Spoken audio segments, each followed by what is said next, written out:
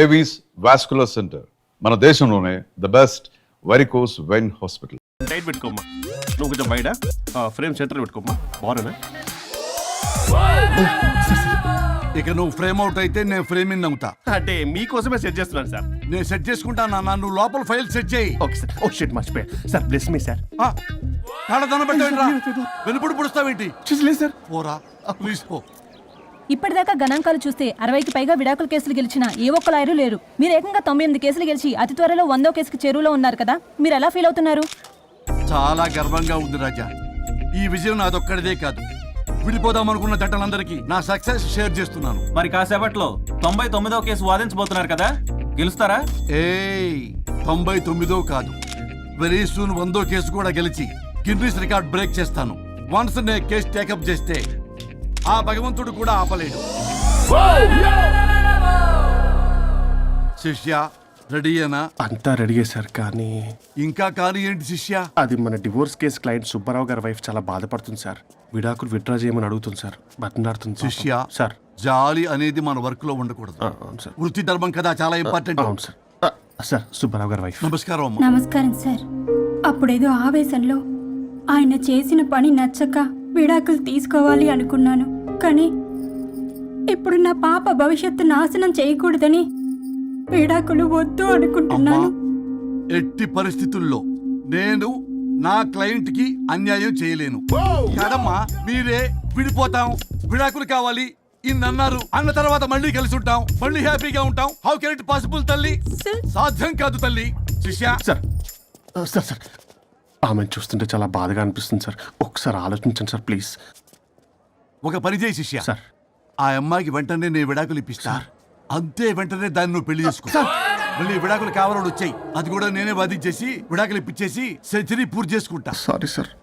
ఇలాంటి సెంటిమెంట్ నా దగ్గర మళ్ళీ రిపీట్ అయిందంటే మంత్లీ నీకు జీతం వస్తుంది కదా, కట్ చేసి పారేస్తా. Sorry sir. Okay? Sorry sir. Your honour,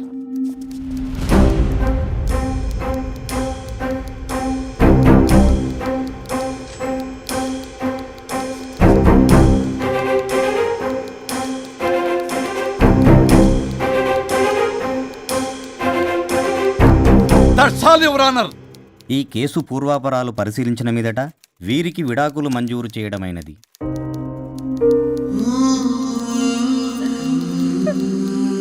బంగారం, కేసు గెలవకుండా ఎలా ఉంటానో గెలిచాను. గిన్నిస్ బుక్ లో నా పేరు రికార్డ్ కాబోతుంది. 100వ కేసు ఆల్రెడీ ఒక జంట మన ఆఫీసులో వెయిట్ చేస్తుంది. వెళ్ళి ఫైనల్ చేసుకొస్తాను. నువ్వు రెడీగా ఉండు.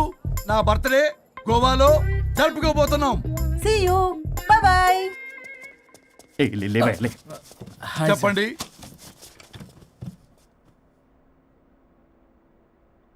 పర్లేదు చెప్పండి. నాకు విడాకులు కావాలి సార్. నాకేమన్నా మా విడాకులు కావాలా? నాకు విడాకులే కావాలి సార్. ప్రాసలు వద్దండి, ప్రాబ్లమ్స్ చెప్పండి. ఎర్రగా బుర్రగా ఉంది, తెలివైన అమ్మాయి కదా అని ప్రేమించాను సార్. ఇంట్లో వాళ్ళు కాదని పెళ్లి చేసుకున్నాను. అప్పటికి మా నాన్న ఏమన్నాడు తెలుసా? ఏమన్నాడు? నానా చెప్పు. నాన్న చెప్పు. అంకుల్ చెప్పండి. ప్రేమించి పెళ్లి చేసుకోవడం మన ఇంటి అవంటలేదు. నువ్వు అమ్మాయిని కనుక పెళ్లి చేసుకుంటే నా యావదాస్తిని నా తమ్ముడు కొడుకైన బుల్లెపై పేరు రాసి పారేస్తాను. వామ్మో, ఈ ఆస్తి గొడవలు నాకొద్దు. అన్నయ్య, పెద్దనాడు చెప్పిన మాట విను. ఆంటీ సైలెంట్ గా ఉన్నట్టుంది, మీకు సపోర్టా? అమ్మా అమ్మా చెప్పమ్మా. మీ నాన్న మాట ఎప్పుడైనా నేను చెబుతాటేనా? ఆయన మాటే నా మాట. ఆంటీ తానా తందన బ్యాచ్ అనమాట. మా మమ్మీ కూడా అంతే. వాళ్ళు ఎంత వద్దన్నా ఆఖరికి హరిహరాదులు అడ్డు వచ్చినా గానీ నేను ఈ అమ్మాయినే పెళ్లి చేసుకుంటాను భీష్మించి కూర్చున్నా సార్. ఈ హరిహరాదులు ఎవరు, వాళ్ళ పేర్లు ఆధార్ కార్డ్ నంబర్ ఇస్తే భీష్ముడికి వాళ్ళకి సంబంధం ఏంటో చెప్తే సార్ వాళ్ళు ఎవరో నాకు తెలియదు సార్. నేను ఏదో ఫ్లోలో చెప్పాను. నేను ఫ్లోలో రాశాను సార్. నేను కూడా మా అమ్మా నాన్నని కాదని వీడితో బయటికి వచ్చాను. మా నానమ్మ అసలు ఏమన్నారో తెలుసా సార్? ఏమన్నారు? నానమ్మ నానమ్మ గ్రానీ సార్ చెవుడు. ఒసే నాయనమ్మా, ఈడొచ్చిన పిల్ల గడప దాటి వెళితే నిన్నే కాదు, నిన్ను కనీ పెంచిన తల్లిదండ్రులు కూడా ఈ లోకం దుమ్మెత్తిపోస్తుంది. అయినా ముక్కు మొహం తెలియని వాడితో ప్రేమ పెళ్లి ఏమిటమ్మా? నాకు అతని ముక్కు మొహం మూతి కూడా తెలుసు. నేను చేసుకుంటా అతనే చేసుకుంటా అని ఇతనితో వచ్చేసి పెళ్లి చేసుకున్నాను సార్. కానీ ప్రేమ పెళ్లిలు 100% సక్సెస్ అవ్వవు అనేది ప్రూవ్ చేశాడు. ఇంట్రెస్టింగ్. ఏం చేశాడు? ఏవని చెప్పాలి, ఎన్నని చెప్పాలి. ఇతను సాడెస్ట్, బైపోలార్, పొసెసివ్, సైకో. చూసారా సార్, నాకు ఫిజిక్స్ రాదని ఏదేదో చెప్తుంది. ఫిజిక్స్ కాదయా, మ్యాథమెటిక్స్. ఒరే ఇది కెమిస్ట్రీ రా. ఇతనే ఓ మిస్టరీ. అసలు మీ పెళ్ళి ఎప్పుడైంది? August 15th sir. 17th sir. అదే అంటే ఆగస్ట్ 10 హాలిడే కదా సార్, దాని తర్వాత 2 days డేట్ ఇచ్చారు సార్. చూసారా సార్, పెళ్లి రోజే గుర్తులేనోడికి పెళ్ళాం ఏం గుర్తుంటుంది? అసలు ఇతనికి నా ఫోన్ నంబర్ కూడా గుర్తుండదు సార్. నాకెందుకు తెలియదు సార్? చెప్పు. 98490 కాదు 9840099. 9849 మొత్తం 10 నంబర్లు ఉంటాయి. మీరు ఇలా టెన్షన్ పెడితే ఎలా చెప్పాలి సార్? పెట్టాలో చెప్పు. మీరు ఎన్నిసార్లు అడిగినా ఇదే రిపీట్ చేస్తాడు. దాని నంబర్ మాత్రం నాలుక మీదే పెట్టుకున్నాడు. అంటే దివ్య నెంబర్ ఫ్యాన్సీ నెంబర్ సార్. ఇంతకీ దివ్య ఎవరు? కలీగ్.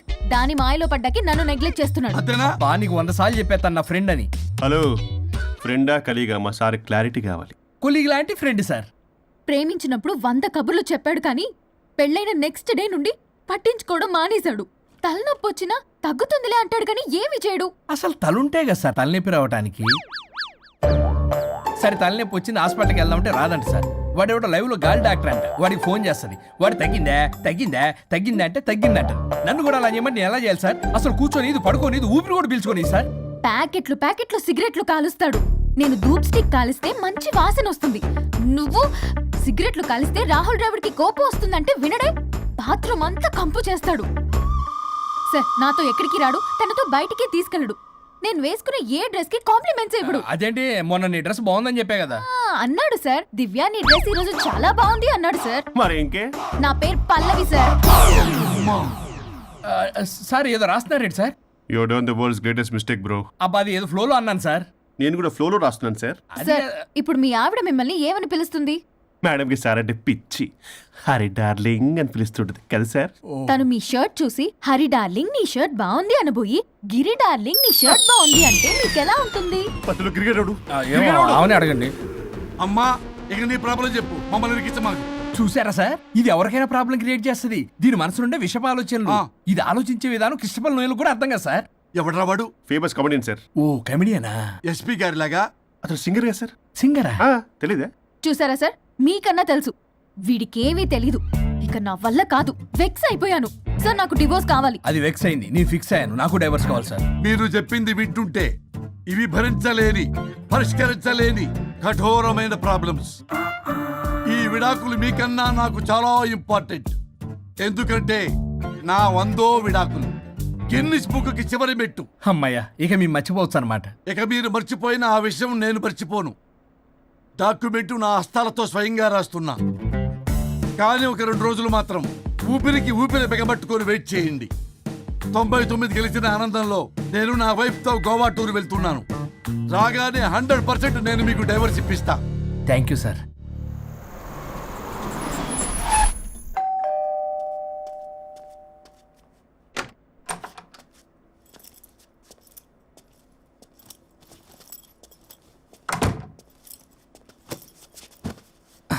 నువ్వేంటి ఇక్కడికి వచ్చావు?